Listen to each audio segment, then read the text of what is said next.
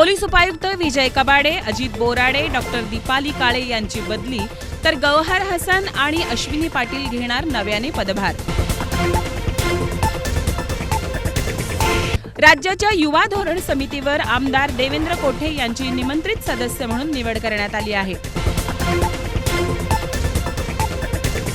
नंदूर गावात झालेल्या अपघातातील गावकऱ्यांची भेट घेत खासदार प्रणिती शिंदे यांनी रास्ता रोको आंदोलनात सहभाग नोंदविला। राष्ट्रवादी शरद पवार पक्षाचे मनोहर सपाटे यांची पक्षातून केली हकालपट्टी।